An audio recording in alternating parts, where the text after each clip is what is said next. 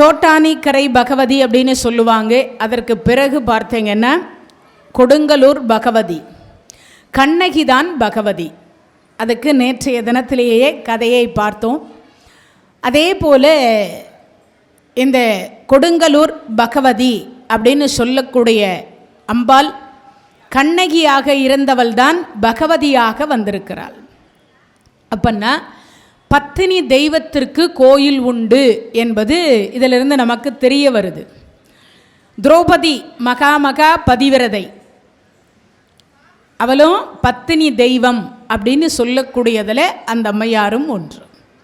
அதனால் அந்த பத்தினி தெய்வத்திற்கெல்லாம் அந்த காலத்தில் வழிபாடுகள் அப்படின்னு சொல்லக்கூடியது தெய்வமாகவே வழிபாடு செய்திருக்கிறார்கள். இதிலிருந்து நமக்கு புலப்படுகிறது. நேற்றைய தினத்தில் பரசுராமருடைய அவதார கதை பார்த்தோம். ஏன்னா இந்த கொடுங்கலூர் பகவதியினுடைய ஆலயத்தை முதல்ல கட்டியவர் யார் அப்படின்னா பரசுராமர். அவர் எதற்காக கட்டப்பட்டார் அப்படிங்கிறத தான் இப்போ நம்ம கதையாக பார்த்து கொண்டு வருகிறோம். இப்போ சேர மன்னர் கட்டுவதற்கு முன்னதாகவே அங்கு பகவதி இருந்ததாக சொல்லப்படுகிறது. அதை கட்டியவர் பரசுராமர். அதனால தான் நேற்றைய தினத்தில் உங்களிடத்தில் நான் கேட்டதற்கு காரணம் தசவதாரம் என்னென்ன, அந்த தசவதாரத்தில் பரசுராமருடைய அவதாரம் எத்தனாவது அவதாரம், அப்படி பரசுராமராக இருக்கக்கூடியவர் எதற்காக இந்த ஆலயத்தை அங்கு கட்டினார், இதையெல்லாம் நேற்றைக்கு தெரிந்து கொள்ளுவதற்காக நாம் இதையெல்லாம், ஏன்னா ஒரு ஆலயம் அப்படின்னு சொல்லக்கூடியது எவ்வளவு மூதாதையர்கள், நம் மூதாதையர்கள் எத்தனை முறை வழிபாடு செய்திருக்கிறாங்க, யாரெல்லாம் வழிபாடு செய்திருக்கிறார்கள். இன்னொரு விஷயம் என்னன்னு கேட்டிங்கன்னா, அந்த ஆலயம் எவ்வளவு முன்னாடி தோன்றி இருக்கு. ஏன்னா தசவதாரம் எப்போ கிருஷ்ண அவதாரமாக இருக்கக்கூடியது முடிந்தே 5000 வருஷம் அப்படின்னு சொல்லப்படுது. பாரதம் முடிஞ்சு எத்தனை வருஷம்? 5000 ஆண்டு காலம் ஆகாதாக சொல்லப்படுகிறது. அப்போ அதுக்கு முன்னாடி 3 அவதாரத்துக்கு முன்னாடி உள்ளது எது? பரசுராம அவதாரம், அதுக்கப்புறம் ராம அவதாரம். ராமபெருமானுடைய ஆயுள் காலம் யாருக்காவது தெரியுமா? நான் சொல்லியிருக்கேன், இதே பிரசங்கத்தில் சொல்லியிருக்கேன். ராமபெருமானுடைய ஆயுள் காலம் ஏன்னா உங்களுக்கு புரியணுங்கிறதுக்காக இந்த கொடுங்கலூர் பகவதி அம்மனுடைய ஆலயம் எப்பத்திலிருந்து இருக்குது அப்படின்னு நீங்கள் தெரிஞ்சுக்கணும் இல்லையா? அதுக்காக தான் அந்த ஆயுளை கேட்குறேன். அப்போ அதுக்கு முன்னாடி உள்ள அவதாரத்திலிருந்து இந்த ஆலயம் இருக்குன்றது உங்களுக்கு புலப்படும். ராமபெருமானுடைய ஆயுள் காலம் 11000 ஆண்டு காலம். எவ்வளவு? 11000 ஆண்டு காலம். நன்மையும் செல்வமும் நாளும் நல்குமே, திண்மையும் பாவமும் சிதைந்து தேயுமே, ஜன்மமும் மரணமும் இன்றி தீருமே, இம்மையே ராமா என்னும் 2 எழுத்தினால். ஸ்ரீராம ராம ராமேதி ரமே ராமே மனோரமே சகஸ்ரநாம தாத்துல்யம் ராமநாம வாரணனே. இந்த ஸ்லோகம் சொன்னீங்கன்னா 1008 முறை ராமநாமம் சொன்ன புண்ணியம் கிடைக்கும். சிம்பிளாக 2 வரி, நான் சொல்லலை, மகா பெரியவா சொன்னது. அப்போனா என்ன அர்த்தம்? அவ்வளவு சிறப்பு ராமநாமத்துக்கு. 2 எழுத்து தான். அப்போ அந்த ராமபெருமானுடைய அவதாரம் பரசுராம அவதாரத்துக்கு பிந்தையது. அப்போ ராமபெருமானுடைய ஆயுள் காலம் நான் சொல்கிறேன், எல்லாம் நோட் பண்ணி வச்சுக்கணும். இதெல்லாம் பொக்கிஷம் நமக்கு. ஏன்னா கேட்டுட்டு இந்த காதில் வாங்கி இந்த காதில் விடக்கூடாது. இதெல்லாம் இங்கே நிறுத்தி வச்சுக்கணும். எப்போ கேட்டாலும் இதெல்லாம் நினைவுக்கு வரணும். இன்னொரு விஷயம், இன்னொரு அடுத்த பிரசங்கியர் கேட்டாலும் இதெல்லாம் நினைவு வச்சு சொல்லணும். இன்னொரு விஷயம் இருக்குது. ஒருவேளை பிரசங்கியர் தான் கேட்கணும்னு அவசியம் இல்லை. உங்கள் பிள்ளைங்களுக்கு, பேர பிள்ளைங்களுக்கு, பேத்திகளுக்கு இதெல்லாம் சொல்லி கொடுக்கணும். ராமபெருமான் ஒருத்தர் இருந்தார், அவருக்கு ஆயுசு காலம் இவ்வளவுன்னு. எல்லாம் 1 1 1 1 1 1ன்னு 7 1 வரும். எத்தனை 1? 7 1. அப்போன்னா நான் இப்போ சொல்கிறத நோட் பண்ணி வச்சுக்கணும். 11000 ஆண்டு காலம், 11 வருடம். புரியுதா? இப்போ 11000 ஆண்டு காலம், 11 வருடம், 11 மாதம், 11 நாள், 11 நிமிஷம், மணி நேரம், 11 நிமிடம், 11 செகண்ட். 1 1 1 1 1 1. இப்போ புரிஞ்சுதா? 7:1 வரும். அவருடைய அவதாரம் எத்தனாவது அவதாரம்? 7வது அவதாரம். வாக்கு ஒன்றாக இருக்கும். அவனா என்ன அர்த்தம்? ஒரு சொல், ஒரு வில், ஒரு இல். அப்படின்னா என்னது? ஒரு சொல் கொடுத்தா வாக்கு தவற மாட்டார்னு அர்த்தம். ராமபெருமான் கிட்ட ஒருத்தர் கேட்டார். ராமபெருமான் கிட்ட யாரும் கேட்கல, லக்ஷ்மணர் கேட்கிறார். இந்தா விபூஷணா இலங்காதி பட்டம்னார். பக்கத்தில் இருந்த லக்ஷ்மணருக்கு ஒரு டவுட் வந்தது. உங்கள் காலில் வந்து அண்ணா விபூஷணாழ்வார் விழுந்தாருன்னு உடனே இலங்கையை தூக்கி கொடுத்துட்டீங்க. ஒருவேளை நான் செய்தது தவறு என்று ராவணன் கொண்டு வந்து சீதையை ஒப்படைத்து விட்டு காலில் விழுந்தா எந்த நாடு கொடுப்பீங்கன்னு கேட்டார். சற்றும் யோசிக்காத ராமபெருமான் ஒரு வார்த்தை சொன்னார். என்ன சொன்னார்? என் அயோத்தியை தருவேன்னார். என்ன தருவேன்? அயோத்தியை தருவேன்னார். அப்போ ராமபெருமானுடைய மனம் எவ்வளவு புனிதமானதுன்னு யோசிக்கணும் இல்லையா? அப்போது அப்படிப்பட்ட ராமபெருமான் ஒரு சொல், அதோட வேற கிடையாது. ஒரே ஒரு வில், நிறைய எல்லாம் பானம் எடுக்கலை. ராமபானம், ஒரே பானம். அதை தவிர அவர் கையில் வேறு எதுவும் கிடையாது. ராமபானத்தை தவிர வேறு பானம் இல்லை.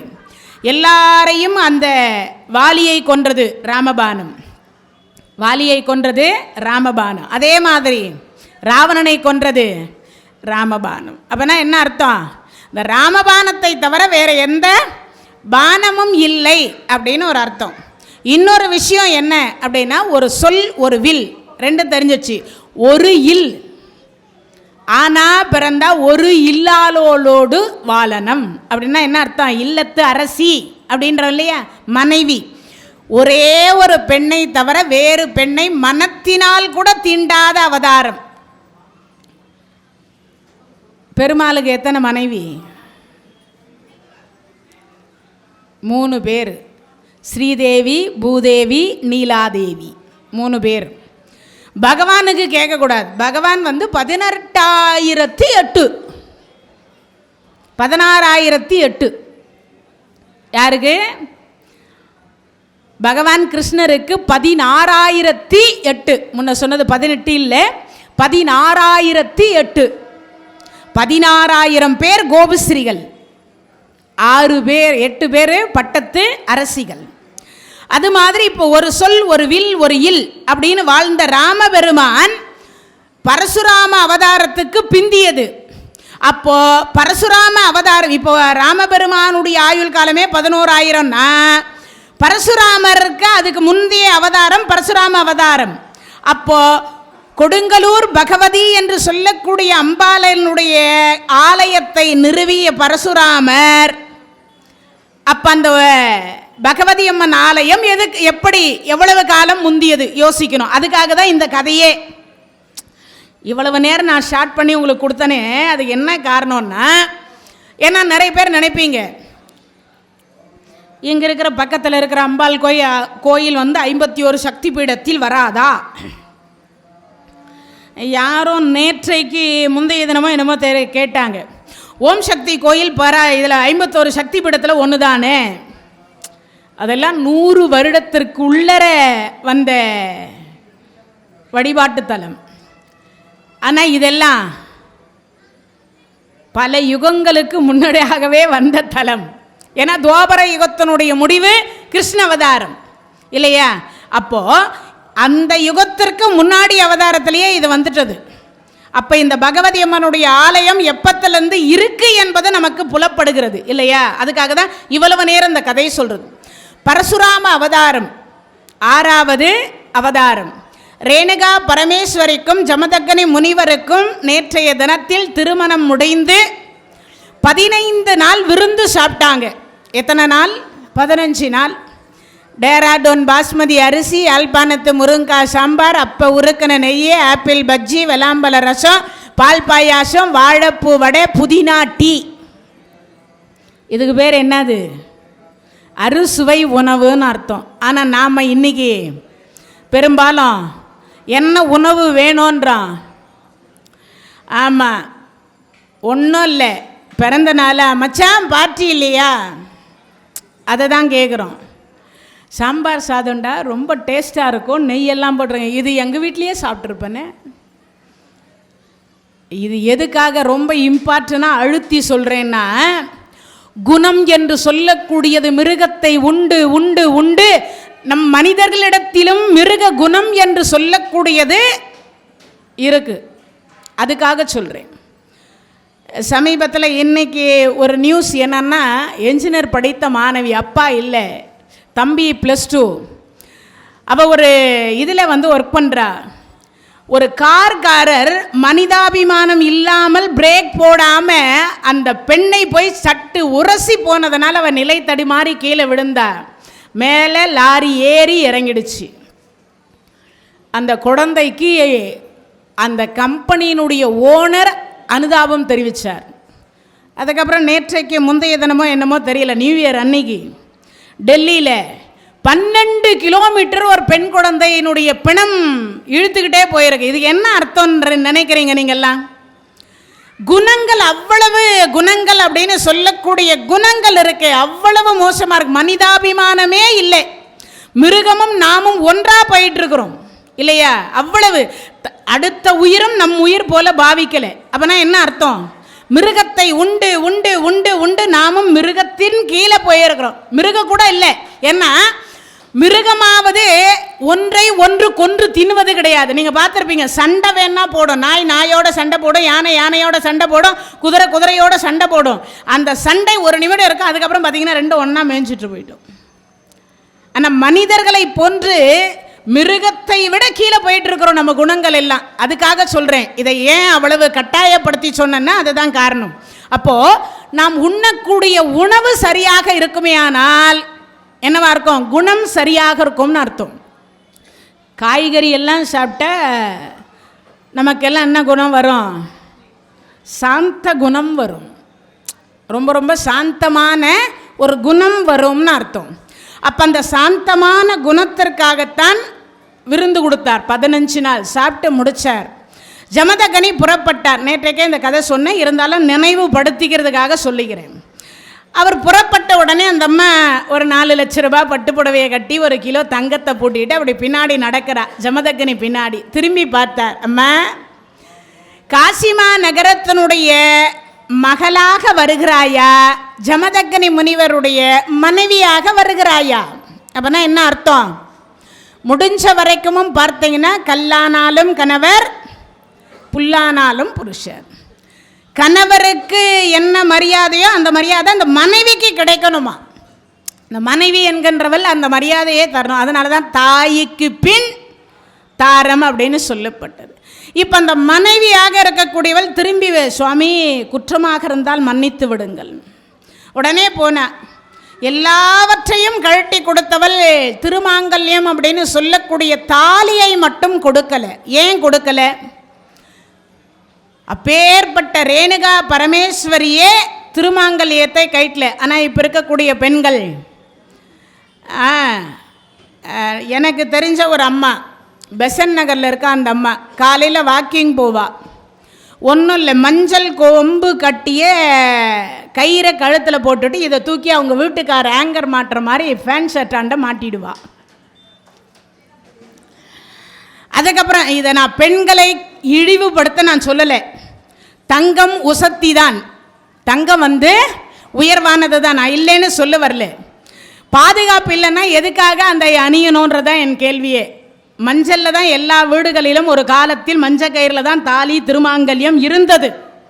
அதை போட்டால் எந்த பிரச்சனையுமே கிடையாது இல்லையா? ஆனால் சரி, வசதி வாய்ப்புகள் இப்போல்லாம் கலியுகம், கம்ப்யூட்டர் யுகம், என்னென்னமோ சொல்கிறீங்க, உங்கள் ஏற்றதுக்கு போடுங்க. ஆனால் நேரம், அந்த திருமாங்கல்யத்தை கழட்டுவதோ மாற்றுவதோ நேரம் காலம் என்று ஒன்று இருக்கா இல்லையா? எதுக்கு அப்புறம் தேதி பார்த்து, முகூர்த்தம் பார்த்து, நட்சத்திரம் பார்த்து, அப்புறம் நல்ல நாள் பார்த்து, வளர்பிறை பார்த்து, அவ்வளவா நாள் பார்த்து அந்த திருமாங்கல்யத்தை கட்டிட்டதுக்கு அப்புறமாக கண்ட நேரத்தில் கட்டி கண்ட நேரத்தில் மாற்றுறதுக்கு அப்புறம் அதுக்கு என்ன மரியாதை என்பதே இல்லாமல் போச்சு. அதனாலேயோ என்னமோ தெரியல, ஒரு சர்வே சொல்லுது, ஆண்களினுடைய ஆயுள் காலம் என்று சொல்லக்கூடியது வெறும் 40க்கு கீழே போயிடுச்சே சொல்கிறாங்க. நான் சொல்லலை, சர்வே சொல்லுது. 60ல் இருந்து 40க்கு கீழே போயிடுச்சான். அப்போனா என்ன அர்த்தம்? நம் செய்யக்கூடிய ஒரு சில தவறுகளினால அது ஒருவேளை குறையுதா என்பது தெரியலை. அதுக்கும் சில பெண்கள் கிராஸ் கேள்வி கேட்குறாங்க. நீங்கள் தான் சொல்கிறீங்களே அன்னைக்கு எழுதப்பட்ட விதி என்று சொல்லக்கூடிய விதியை வேற யாராலையும் மாற்றி அமைக்க முடியாதுன்னு.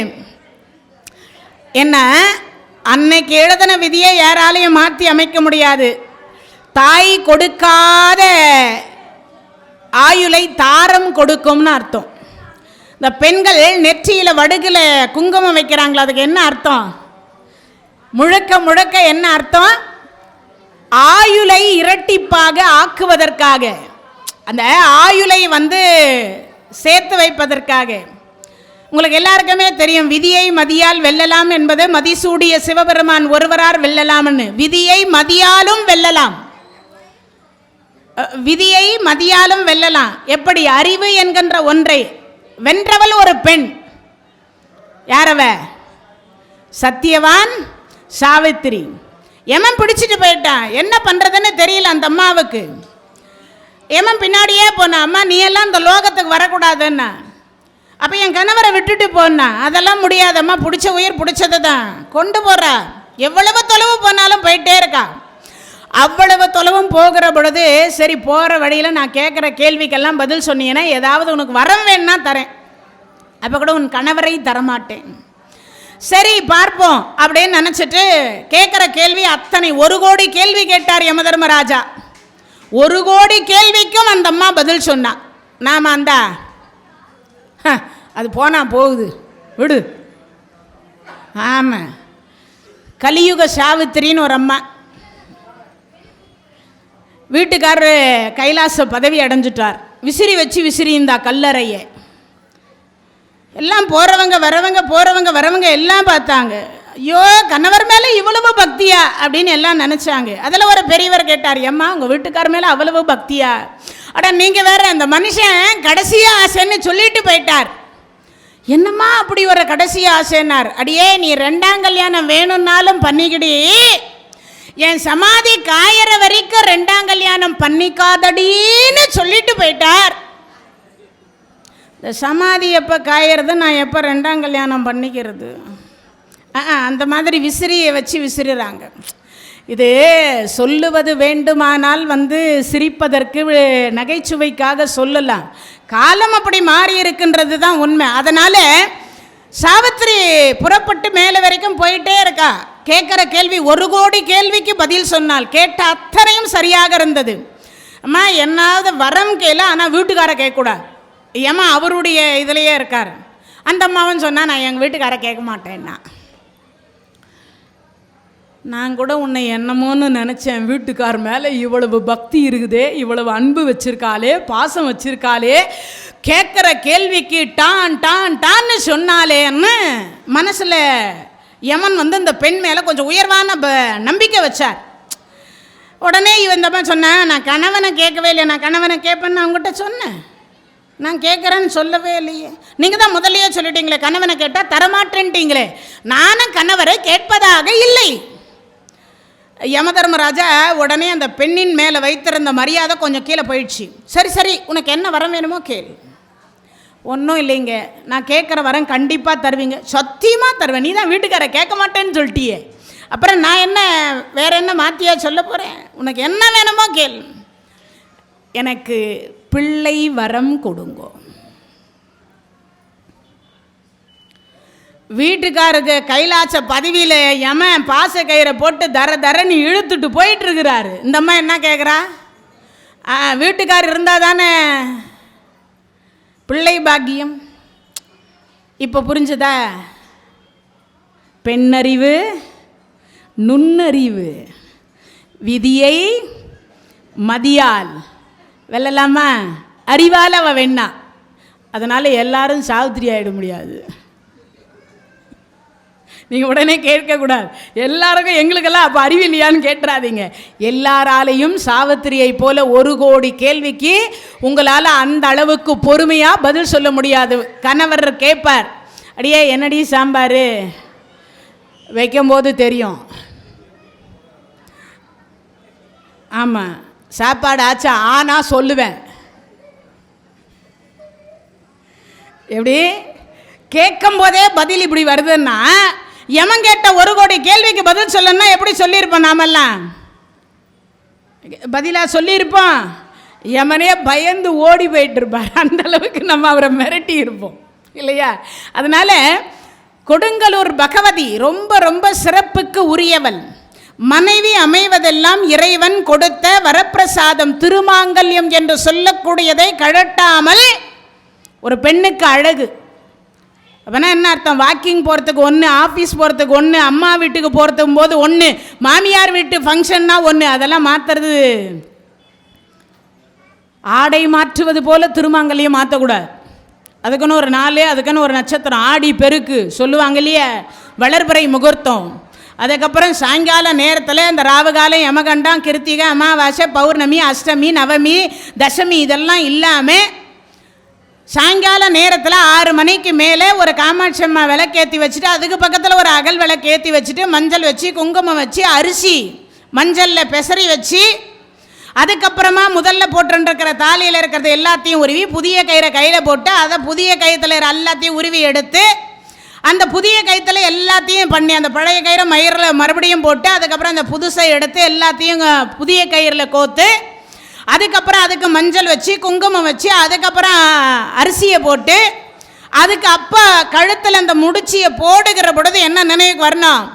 ஆதி பராசக்தியாக இருக்கக்கூடிய சிவபெருமான் உடம்பில் பாதியை பெற்ற ஆதி பராசக்தி, நீ எப்படி தீர்க்க சுமங்கலியாக இருக்கிறாயோ அது மாதிரி நான் சுமங்கலியாக இருக்கணும். அதுக்கப்புறம் என்ன இருக்கணும்? மறுபடியும் இன்னொரு வார்த்தை இருக்கு. என்னது? நாராயணுடைய திருமார்பில் இருக்கக்கூடிய மகாலட்சுமி, நீ எப்படி உங்கள் வீட்டுக்கார் மார்பகத்தில் இருக்கிறியோ அதே மாதிரி நானும் எங்கள் வீட்டுக்கார் இதயத்தில் எப்பயும் நீங்காமல் இருக்கணும் அப்படின்னு பிரார்த்தனை பண்ணிக்கணும். அடுத்து சரஸ்வதியை நாவில் குடி வைத்திருக்கக்கூடிய அம்மா சரஸ்வதி, மூப்பெரும் தேவியரையும் மும்மூர்த்திகளையும் நினைத்து நீங்கள் எப்படி நீண்ட ஆயுளோடு கணவனும் மனைவியுமாக இருக்கிறீர்களோ அதே மாதிரி நாங்களும் இருக்கணும் அப்படின்னு பிரார்த்தனை பண்ணணும். அப்புறமா தான் அந்த கைத்தை கட்டி பின்னல் பின்னணும் இல்லையா? பிரம்ம முகூர்த்தம் எப்போ? விடியற் காலை 4:30 மணியிலிருந்து 6 மணி. அப்போ உட்காந்து மாற்றணும். அப்படி மாத்துறதை விட்டுட்டு இப்பெல்லாம் என்ன பண்ணுறா? அப்படி பண்ணுறா. ஆனால் ரேணுகா பரமேஸ்வரி திருமாங்கல்யத்திற்கு உரிய மரியாதையை கொடுத்து அந்த அம்மா எல்லாத்தையும் கழட்டினா. ஆனால் இதை மட்டும் கழட்டாமல் அப்படியே விட்டுவிட்டா. நேராக போனா, காவி உடை உடுத்தினா, போனா, ஒரு காட்டுக்கு போனா. அங்கே ஒரு பாறை மேலே உட்கார்ந்தார். அம்மா குடிசை அமை. காசிமா நகரத்தில் இன்னைக்கு வரைக்கும் குடிசை கிடையாது. பார்த்துருக்கீங்களா? காசிக்கு போனவங்க அங்கே எங்கேயாவது ஓலை இருக்குதா பார்த்துக்கிறீங்களா? குடிசையை பார்த்துருக்குறீங்களா? காசியில் குடிசை கிடையாது. காசியில் என்ன கிடையாது? குடிசை என்பது கிடையாது. அப்போவே அந்த குடிசையே பார்க்காதவ அவள் குடிசை கட்டுறா. என்னது? ஓலைகளை பின்னி எல்லாவற்றையும் மூங்கில் எல்லாம் வளைத்து ஒரு ஆசிரமம் மாதிரி ஒரு குடிசையே அமைத்தாள். அப்படி அமைச்சு முடிச்சதுக்கு அப்புறமா ஒன்று பண்ண, அம்மா தினமும் மண் குடம், ஒரு நிபந்தனை, ஏற்கனவே பண்ணி வச்சிருக்கிற குடத்தில் தண்ணி எடுத்துகிட்டு வந்தால் நான் ஏற்றுக்கொள்ள மாட்டேன். சுவாமி அப்படி இப்படோ தினம் தினம் போகணும். நீ நீராடி முடிச்சுட்டு கையில் மணலை அப்படி அள்ளிய உடனே அது மணல் குடமாக மாறும். எல்லார்கிட்டையும் ஒரு கேள்வி, மணலில் தண்ணி நிற்குமா? மணலில் தண்ணி நிற்குமா? மணலில் எங்கேயாவது தண்ணி நிற்குமா? நிற்காதில்ல. ஆனால் மணலே குடமாக மாற்றணும். அப்போ அவர் சொல்கிறார், மனத்தினாலும் எந்த ஒரு ஆடவரையும் தீண்டாத மகா மகா பதிவிரதையாக இருப்பாயே, ஆனால் நீ கையில் மணலை அள்ளிய உடனே அது குடமாக மாறும். அப்போனா என்ன அர்த்தம்? பெண்களுக்கு எது கற்பு? ஆமாம், சில பெண்கள் சொல்லுவாங்க கல்யாணம் ஆனதுக்கப்புறம், என்னை என்ஜினியர் கேட்டார், டாக்டரு கேட்டார், ஆமாம் ஐஏஎஸ் கேட்டார், ஐபிஎஸ் கேட்டார், என் கிரகம் இங்கே வந்து மாட்டிக்கிச்சு அப்படின்னு எல்லாம் சொல்லிவிட்டு அப்புறம் சொல்லுவாங்க, கிளியை வளர்த்து பூனை கையில் கொடுக்குற மாதிரி. கல்யாணம் ஆவதற்கு முன்னதாக யார் வேணாலும் ஆசைப்பட்டிருக்கலாம். என்னென்ன, எனக்கு அஜித் தான் வரணும், விஜய் தான் வரணும், சூர்யா தான் வரணும், சச்சின் டெண்டுல்கர் தான் வரணும், அப்புறம் தோனி தான் வரணும், இப்படி எல்லாம் ஆசைப்படலாம். உண்மை. கல்யாணம்னு ஒன்று ஆயிட்டுதான். அவர் நெட்டையாக இருக்கலாம், குட்டையாக இருக்கலாம், சொட்டையாக இருக்கலாம், இல்லை வழுக்கையாக இருக்கலாம், எப்படினா இருக்கலாம், கருப்பாக இருக்கலாம், சிவப்பாக இருக்கலாம். எப்படி இருந்தாலும் அவர்தான் நமக்கு மன்மதன். எப்படினாலும் இருக்கலாம். என்னது? அவர்தான் நமக்கு மன்மதன். அப்படின்னா என்ன அர்த்தம்? கணவர்கிட்ட போயிட்டு எனக்கு அப்படி ஒரு வாழ்க்கை அமைஞ்சிருக்கோன்னு கணவர்கிட்ட சொல்லக்கூடாது. அப்படின்னா என்ன அர்த்தம்? அவர் மனம் நோகுதுன்னு அர்த்தம். இன்னொன்று, கல்யாணம் ஆனதற்கு பிறகு அடுத்த ஒரு ஆடவரை நான் விரும்பினேன் என்பதும் அங்கே வரக்கூடாது. அந்த இடத்துல வரக்கூடாது. நான் அப்படி ஒரு வாழ்க்கை பட்டிருப்பேன் அப்படின்னும் அந்த இடத்துல சொல்லக்கூடாது. ஏன்னா அவ்வளோ உயர்வான இடத்துலலாம் கேட்டாங்கன்னு சொல்லக்கூடாது. அப்படி சொல்லாமல் வாழ்வது சிறப்பு. மனத்தினால் கெட்டாலும் கெட்டது அப்படின்னு சொல்கிறா இந்த இடத்துல. அதனால ஜமதக்னி சொன்ன உடனே அந்த அம்மா சொன்னா, நம்ம தான் யாரையுமே தீனல, நேராக போனா நீராடினால் மணலை அப்படி கையில் அள்ளினால் குடமாக மாறிச்சு. இந்த சும்மாட அப்படி கொல்லி இப்படி தலைமையில வச்சு அதை பானையை தூக்கி தலையில் வச்சுட்டு வந்தா. நேராக கொண்டு வந்தா சிவ பூஜைக்கு வச்சா அதிலேயே சமையல் செய்தா. அதை பார்த்த உடனே ஜமதக்னி முனிவருக்கு மிகப்பெரிய ஆச்சரியம். மணல் குடத்தில் தண்ணி நிற்கியதே. மகா பதிவிரதை, மகா பதிவிரதை ரேணுகா பரமேஸ்வரி இல்லறம் என்கின்ற நல்லறம் நடத்தினாங்க. 5 குழந்தைகள் பிறந்தது. 5வது குழந்தை பரசுராமர். 5 குழந்தை பிறந்தது, 5 ஆண் குழந்தை. 5வது பிள்ளை பரசுராமர். தாயில் சிறந்த கோயில் இல்லை, தந்தை சொல் மிக்க மந்திரம் இல்லை. பிறந்ததில் இருந்து தினமும் அம்மாவுக்கு பாத பூஜை செய்வார். எங்க? கங்கையை நீரை கொண்டு வந்து அம்மா பாதத்தில் ஊற்றிட்டு, அம்மா பாதத்தில் ஒரு பூக்களை 4 போட்டு அதில் விபூதி வச்சு குங்குமம் வச்சு பாதத்துக்கு எல்லாம் முடிச்சதுக்கப்புறம் சாஷ்டாங்கமாக தாயினுடைய திருவடியில் விழுவார்.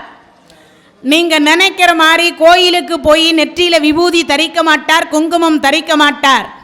அம்மாவினுடைய பாதத்தில் வைத்த அந்த விபூதியும் குங்குமம் தான் பரசுராமர் நெத்திக்கு போகும். கை தட்டணும். எனக்கு இல்லை, பரசுராமருக்கு. ஒவ்வொரு பெண்ணோ ஆணோ பிறந்தா இப்படி ஒரு பிள்ளையை பெற்றுக்கணுமா? அப்படி ஒரு பிள்ளையை நாம் பெற்றிருப்போமே, ஆனால் நாம் எல்லாம் புண்ணியவான்கள். பாத பூஜையா பண்றாங்க இப்பெல்லாம். எது கிடைக்குதோ அதிலெல்லாம் பூஜை. இப்பெல்லாம் எது கிடைக்குதோ அதில் என்ன?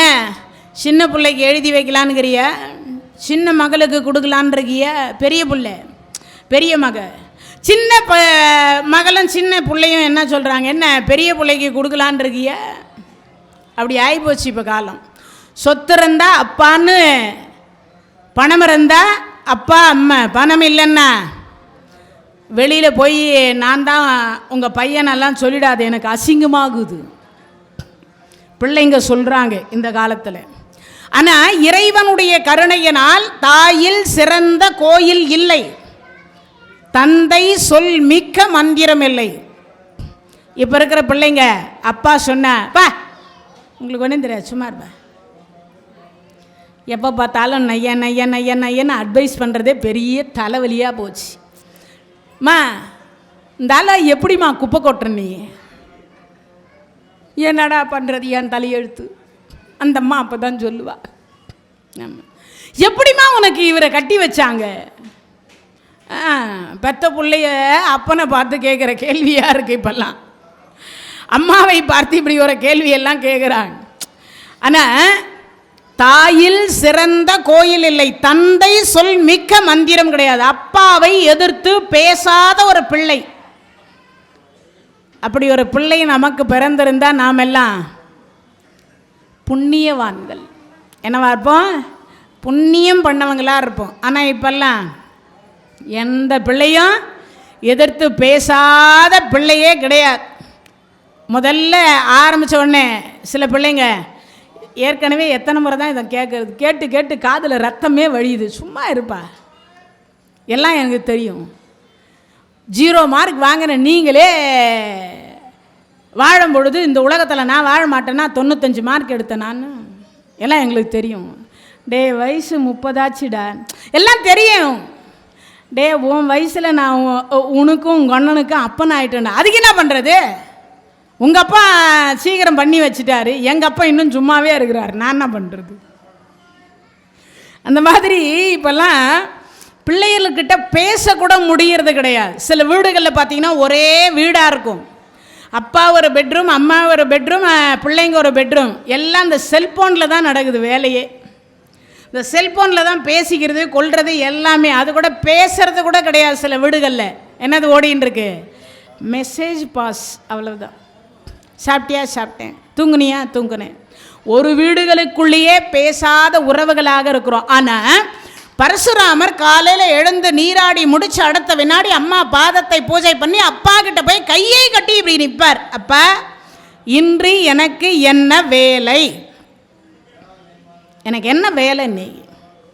அதனால தான் உங்கள்கிட்ட எல்லார்கிட்டையும் இந்த வயிற்றில் கருவை சுமக்கிற பொழுதே உங்கள் மருமகளுக்கும் மகளுக்கும் சொல்லி கொடுங்க. என்னன்னு, எந்த கோயிலுக்கு போனாலும் தாயில் சிறந்த கோயில் இல்லை, தந்தை சொல் மிக்க மந்திரம் இல்லை, அப்படி ஒரு பிள்ளைய கொடுறா சுவாமின்னு. என் பிள்ளை கலெக்டர் ஆயிடணும், என்ஜினியர் ஆயிடணும், டாக்டர் ஆயிடணும், அதுவாயிடணும் இதுவாயிடணும்லாம் கேட்காதீங்க. ஆயுள் கேளுங்க, அறிவை கேளுங்க, மற்றதெல்லாம் ஆண்டவர் கொடுப்பார், இறைவன் தருவார். எல்லாத்தையுமே ஆண்டவன் தரப்போகிறத நம்ம யாரும் தடுக்க முடியாது. இருந்தாலும் இறைவன்கிட்ட கருவிலேயே கேட்கணும். எல்லாரும் கரு எப்போ உற்பத்தி ஆச்சோ அப்பத்துலேருந்தே கேட்கணும், பிறந்ததுக்கு அப்புறம் கேட்கக்கூடாது.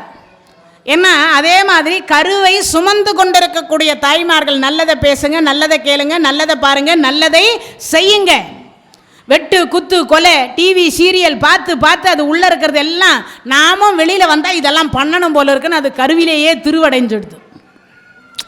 உண்மையான விஷயம். அப்போனா என்ன அர்த்தம்? பரசுராமரை சுமந்து கொண்டிருக்கின்ற பொழுது ரேணுகா பரமேஸ்வரி எப்படிப்பட்ட தவம் இருந்திருப்பாள் யோசிச்சு பாருங்க.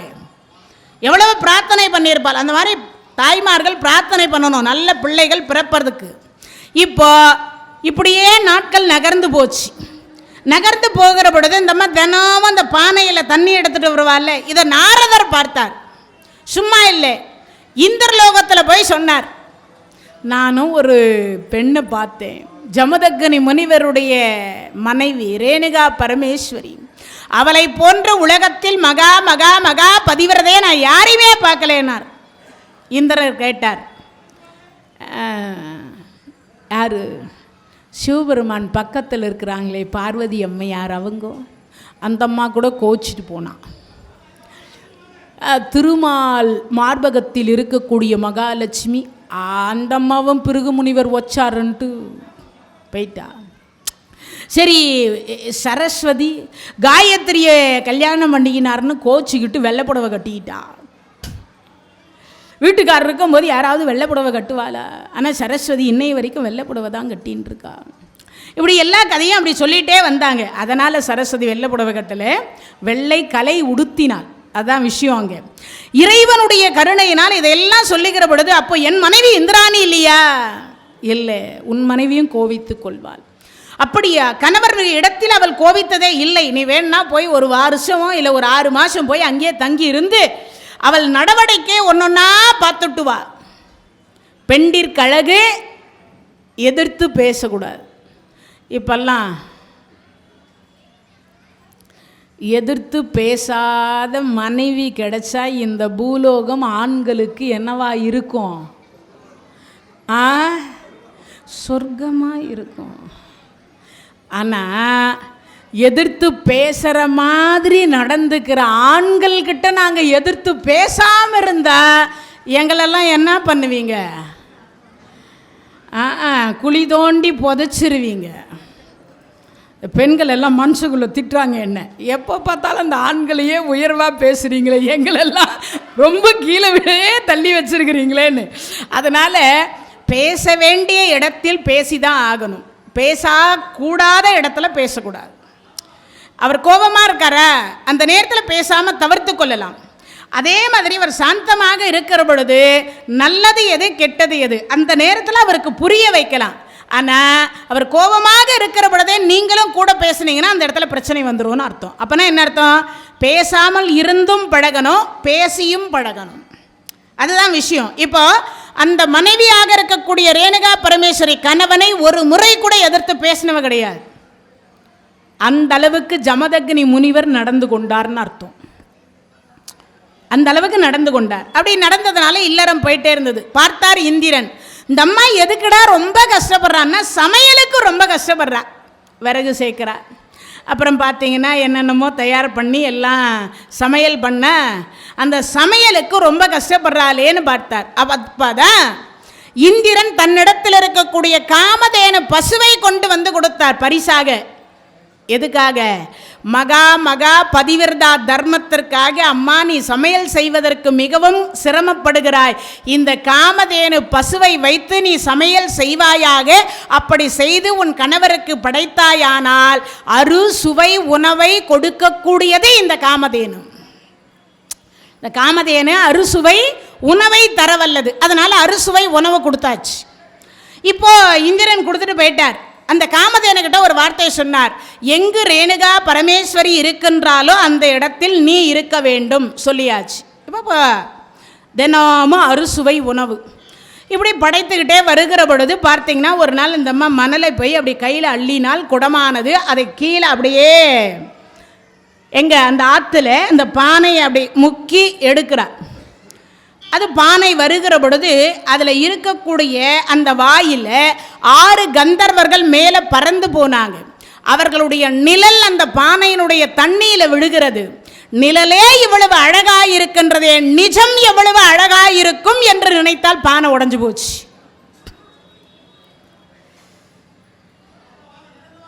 நிழலே இவ்வளவு அழகாக இருக்கிறதே, நிஜம் எவ்வளவு அழகாக இருக்கும். பானை உடைஞ்சது. இப்போ அந்த பானை உடைந்த உடனே இது தியானத்தில் உட்கார்ந்துருக்கக்கூடிய சிவபூஜையில் உட்கார்ந்துருக்கக்கூடிய ஜமதக்னி முனிவருக்கு தெரிந்தது. கூப்பிட்டார், 4-5 பிள்ளைங்களையும் கூப்பிட்டார். பிள்ளைகளே, உங்களுடைய தாயினுடைய பதிவிரதா தர்மம் கெட்டு போயிட்டது, தாய் தலையை வெட்டான்னார். 4 பிள்ளைங்க சொன்னாங்க, மாதா பிதா குரு தெய்வம், பேசுகிற மொழிக்கு தாய்மொழி, இருக்கிற நாட்டுக்கு தாய்நாடு. முதல்ல அம்மாதான் நாங்கள் பார்த்தோம், அம்மாதான் நீங்கள் அப்பான்னு கை காமிச்சாங்க. உலகமே சொல்லுது மாதாதான் முதல்லன்னு.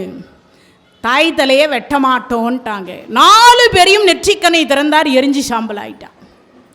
5வது பிள்ளை பரசுராமர். அப்பதான் அம்மாவினுடைய பாத பூஜையை முடிச்சுட்டு அப்பா கிட்ட வந்து ஏதாவது வேலை இருக்குதா அப்படின்னு கேட்கலான்னு வரார். இவர் சொல்றார், பரசுராமா அப்படின்னார்.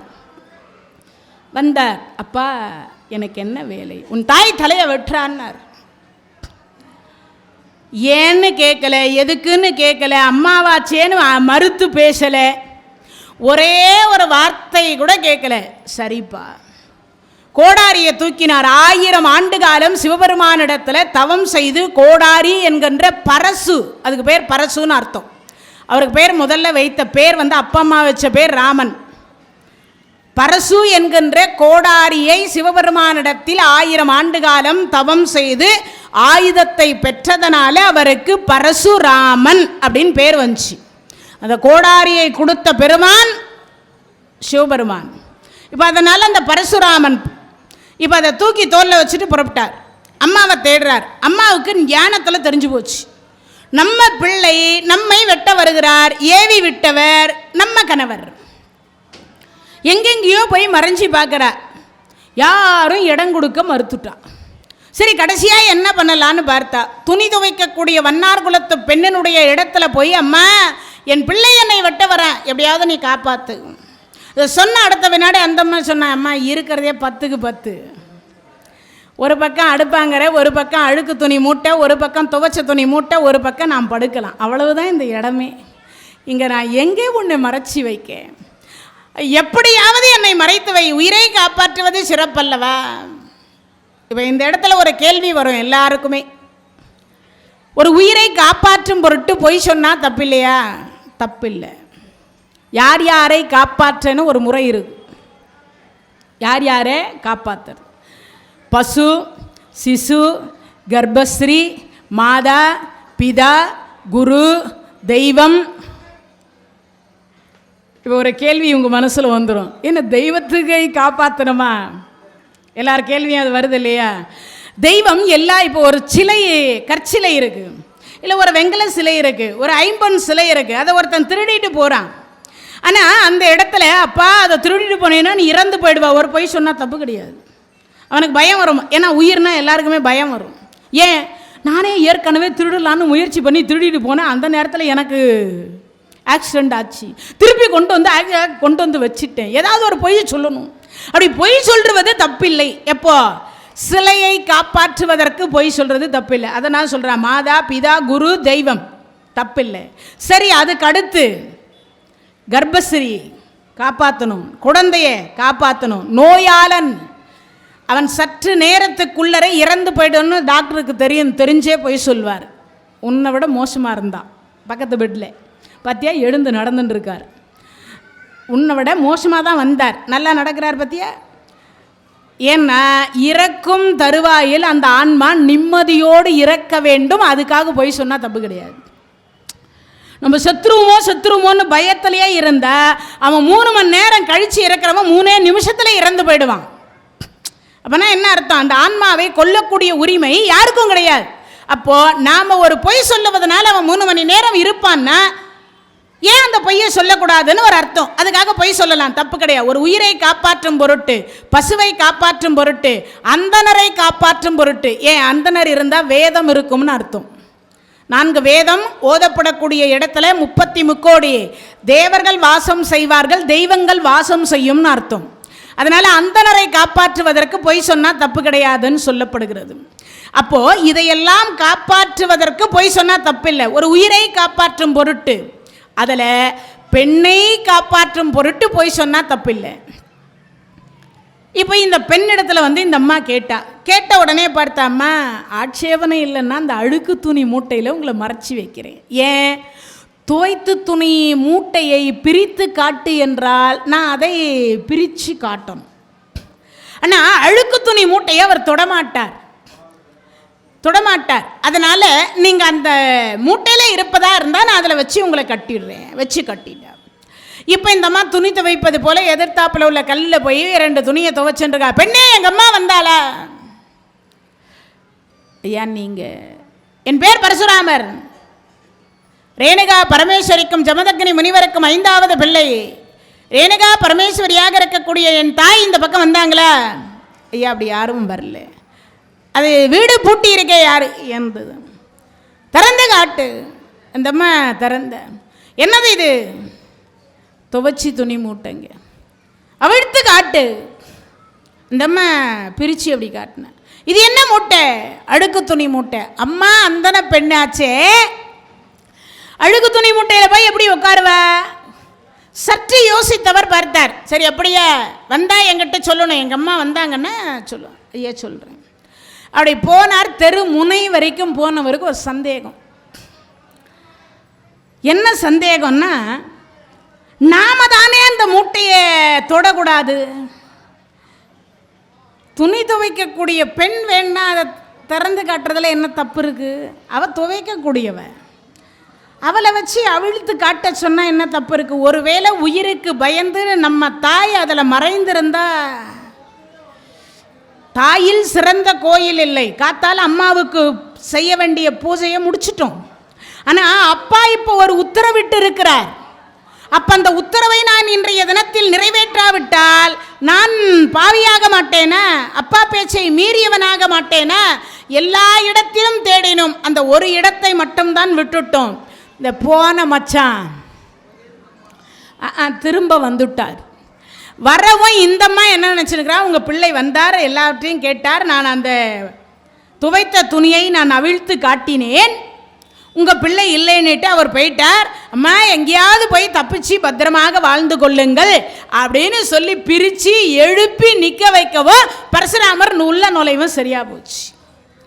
பெண்ணே, என்னிடத்தில் பொய் சொன்னாயா? கோடாரியை ஓங்கினார். ஓங்கின அடுத்த வினாடி பார்த்தா இந்த பெண் என்ன நினைக்கிறா, நாமே மறைத்து வைத்து நாமே காட்டி கொடுத்தது போல் ஆகிவிட்டதே, இன்னும் சில மணி துளி நேரம் கடந்திருந்தா, மறுபடியும் அவர் வந்திருந்தா, ஏதாவது ஒரு பொய்யை சொல்லியாவது நம்ம இந்த அம்மாவை காப்பாற்றிருக்கலாமே அப்படின்னு நினச்சி முதல்ல தன் தலையை கொடுத்துட்டான்.